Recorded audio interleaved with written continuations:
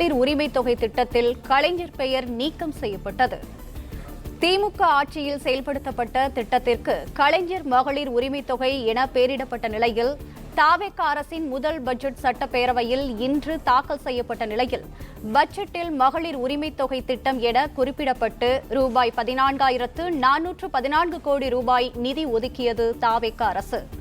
கூடுதல் தகவல்களை வழங்குகிறார் எமது செய்தியாளர் ராஜகுமரன். வணக்கம். இது குறித்தான மேலும் விவரங்கள். தமிழ்நாட்டிலே முதலமைச்சர் சர் ஜோசப் விஜய் அவர்கள் தலைமையில் புதிய அரசு அமைந்த பிறகு நிர்வாக ரீதியாக பல்வேறு சீர்திருத்தங்கள் செய்யப்பட்டு வருகின்றன. பல்வேறு துறைகளில் இருந்த கசிவுகள் எல்லாம் சரி செய்யப்பட்டு அரசினுடைய வருவாய் ஈர்க்கப்பட்டுள்ளது உள்ளிட்ட விவரங்கள் தொடர்பாக இன்றைக்கு நிதிநிலை அறிக்கையை தாக்கல் செய்த பிறகு நிதித்துறை சார்பில் செய்தியாளர்களை சந்தித்த பொழுதும் எடுத்து கூறியிருந்தார்கள்.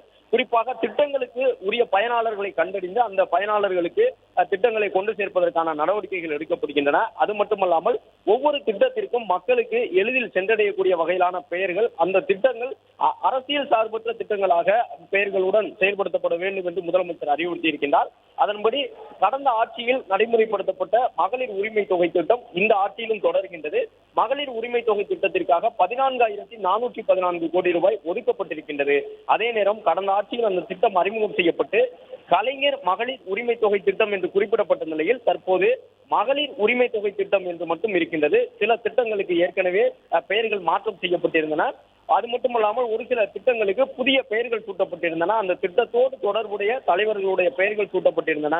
இந்த நிலையில்தான் மகளிர் உரிமை தொகை திட்டத்திற்கு முன்னாள் முதலமைச்சர் கருணாநிதியை நினைவு கூறும் விதமாக கலைஞர் என்று பெயரிடப்பட்டிருந்த நிலையில் தற்போது அந்த கலைஞர் என்கின்ற அந்த பெயர் பதம் நீக்கப்பட்டு மகளிர் உரிமை தொகை திட்டம் என்று மட்டும் குறிப்பிடப்பட்டிருக்கின்றது. மகளிர் உரிமை தொகை திட்டத்திலே